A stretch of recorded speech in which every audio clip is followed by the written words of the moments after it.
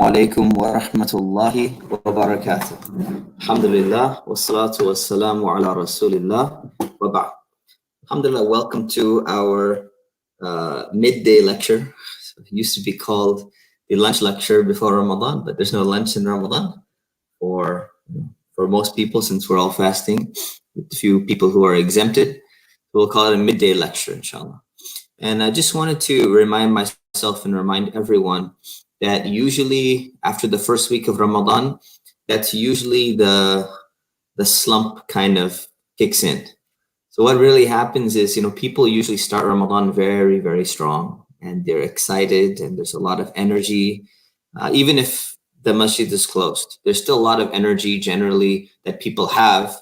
But what ends up happening is after the first week, it just kind of goes down. People start, thinking, oh, maybe I'll skip Tarawih tonight. It's not a big deal. Or I'll read a little bit less Quran. It's okay. And this is what happens to people.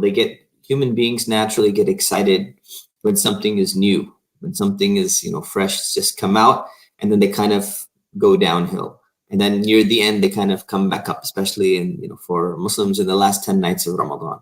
But it's important that we maintain some level of consistency. So remember, Ramadan is limited.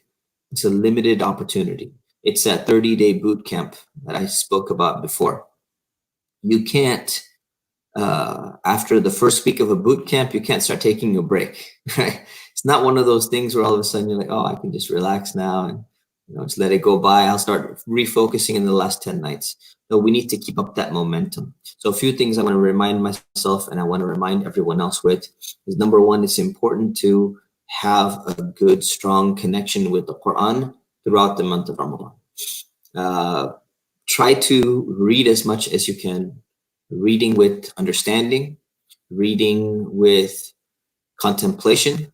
If English is your primary language, then I recommend the translation by M.A.S. Abdul Halim. It's a very nice translation. There's many others, but you should try to read, if you can, at least a juz a day. If not, then at least half a juz. A juz is 1/30 of the Quran. We should try to read that, and we should try to reflect upon it as well. So not just a quick reading, but like a reading, a little bit of reflection. Think about, well, why is Allah telling this to me? How can I implement some of this in my own life on a personal level? This is what we should be thinking about.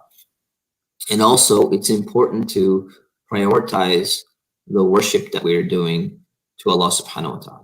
This is the most important thing in Ramadan. So I know sometimes we do a lot of other aspects of Ramadan, but it's very important this is the time to pray. This is the time to make sure your 5 prayers are being fulfilled.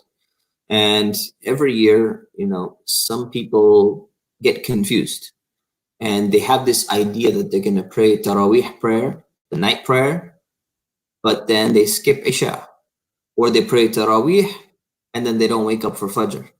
That's something is wrong with the priorities. Our priorities need to be straight. Our priorities need to be understood properly, right?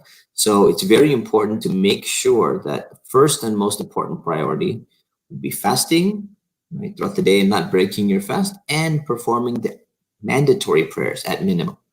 Everything else will come after, right? So it's very important to keep that in mind as well. The other thing I want to remind myself and other people is that I've been hearing, because everyone is kind of stuck at home, there's stay-at-home orders in many parts of the world, especially here in California. We're probably going to be one of the last states that, quote unquote, opens up. So people are staying at home, and from one perspective, what's happening is that, people are spending a lot of time with their family, which is an amazing thing, which is great. That's what should be done in the first place.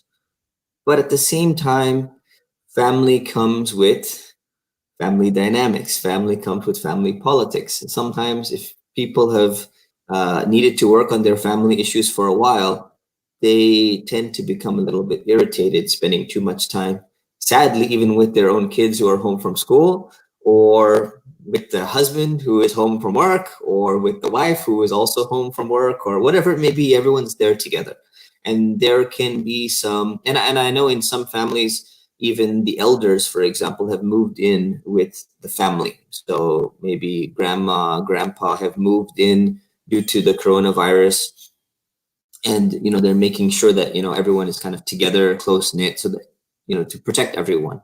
But what happens is the new family dynamic now causes some tension, and when it causes tension, we have to understand something. There's tension from the family, number one, and then there's tension from fasting, because you're controlling yourself when it comes to everything you're supposed to be staying away from. So you're thirsty, you are craving water, but you're not allowed to have it. You are resisting your favorite chocolate dessert, or cheesecake, or toffee bars, or whatever it may be. You're resisting that, and it's very difficult for you. So you become agitated. And when you become agitated, what ends up happening is you lose your control quicker. And what you need to do, and what's very important to do, is you need to understand that when you're fasting and you start getting upset, somebody incites you, somebody tries to say something, towards you, what do? You say, I'm fasting. Now, some people, when they hear this is a hadith of the Prophet ﷺ, some people misunderstand this and they get upset and they're like, don't mess with me, I'm fasting. That's not what it means. What it means is you're saying not to the other person, I'm fasting, so don't mess with me. Is you're basically speaking to yourself. You're telling yourself in your mind that you're fasting, so don't lose your temper, because if you lose your temper, what's going to end up happening? You can lose the reward of your fasting. You can lose the effort that you're putting in, all that resistance that you have you throughout the day. If you lose the reward of it, what's the point? It's like, imagine someone goes into a boot camp, a workout program, and every day they're running and they're lifting weights and they're doing all these difficult exercises, and then there's no gain at all. Like nothing has changed in their body. They didn't become healthier. They didn't, become more fit. That would be horrible. You're like, I put in all this effort, and all my effort went to waste. Nobody wants their effort to go to waste. So when it comes to fasting, when it comes to whatever we're doing in Ramadan, we need to be extra careful. We need to make sure that we're controlling our temper. We need to make sure we're controlling our tongue. The Prophet ﷺ, he explained, he says, that's the real measure of strength. لَيْسَ الشَّدِيدُ بِسْرَعٍ. That the strong person is not the one who's a strong fighter, someone who can wrestle or something. إِنَّمَا الشَّدِيدُ الَّذِي يَمْلِكُ نَفْسَهُ عِنْدَ الْغَضَبِ. That the truly strong person is the one who can control themselves when they get angry, when they're aroused to anger, when somebody gets underneath your skin. And, this happens. Maybe it happens even more. You're at home, you're working from home, you're on a conference call with someone, and then all of a sudden a family member is distracting you and you're like, I'm trying to work here, I'm trying to do something and you're bothering me. This is the time to make sure that you're controlling yourself. Control your anger, control your tongue. Be very careful about that. And the last reminder, actually last two reminders, since we still have a little bit of time, one of them is about the importance of gathering together. I know this is extremely difficult because we're not allowed to gather together. We have to have social distancing. But at the same time, it's very important we go out of our way to connect with other people, connect with friends, connect with family by calling them, by having a virtual iftar with them. Call them up and have a Zoom or a FaceTime. I'm not promoting any product here, but have a Zoom or a FaceTime or a Google Meet or a Hangout or whatever it is, so that you can at least connect with people who you would normally be seeing in Ramadan, but you're not able to. So Ramadan, there is a social aspect, and a lot of people are deprived from that social aspect. So it's very important for us to understand we need to put a little bit extra effort in doing that. Think about some people you would have enjoyed having iftar with, breaking your fast with, and call them up and say, hey, let's talk for a few minutes and maybe we could have a virtual iftar together. I know it sounds a little bit strange, but it's better than nothing. And we do whatever we can in whatever capacity we can. The last reminder that I would give to myself and to everyone else is that it's very important to eat healthy. Someone said, and I hope they're wrong, I really hope they're wrong, but someone said that the average Muslim gains 10 pounds in the month of Ramadan.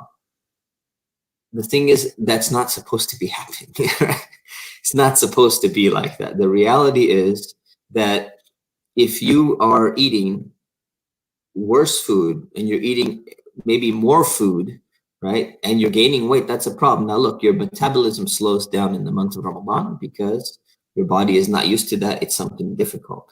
But at the same time, we often become guilty to the point that it can almost become shameful that we should be eating healthier. And in the month of Ramadan, when our body actually needs it more, we should actually be making sure that we're eating a little bit healthy. We should make sure that we are doing a little bit of exercise in Ramadan. Even if we can't, go out, you can just be at home, do a little bit of exercise. If you can go out, go for a walk, go for an uphill walk or something like that. Maybe take a phone, talk to a friend while you're walking. Probably the walk it'll go by even faster if you're busy, talking to someone. Or you can recite Quran, or you could be listening to an audio book or listening to some lectures. This is a great opportunity that we can have to make sure that we're taking care of our body, because fasting is not designed to mess your body up. In fact, fasting is supposed to be very healthy. The benefits of intermittent fasting are now, peer reviewed. Very rigorous testing has been done to show that it's beneficial. Now, it's a little bit different than the way we're fasting, but still. So it's really important. We need to make sure that we realize our bodies are an amana. They're a trust from Allah subhanahu wa ta'ala. They're kind of like a loan that Allah has given us, and we have to make sure that we're taking care of that. If your friend loaned you their car, it's like, yeah, you can borrow my car. What would you do? Would you like drive wild all over the place, denting it? And, you wouldn't do that. You would take care of it. You want to return it the way that it was. You want to return it in a good condition. In fact, it's better to return it in a better condition than it was. If it wasn't washed, and maybe if the car washes were open, some of them are closed, you would wash it and then you would return it back to them so it looks even nicer. Your body is a trust from Allah subhanahu wa ta'ala. You should fulfill that trust by taking good care of it, even and especially in the month of Ramadan. So we ask Allah subhanahu wa ta'ala to help us and guide us at all times and in all things we do. We ask Allah subhanahu wa ta'ala to help us to have the best Ramadan, even though it's an abnormal Ramadan. And we ask Allah subhanahu wa ta'ala to accept our fasting and accept our prayers. Ameen. Subhanakallahumma wa bihamdik. Nastaghfirukallahu wa natubu ilayk. Assalamu alaikum wa rahmatullahi wa barakatuh.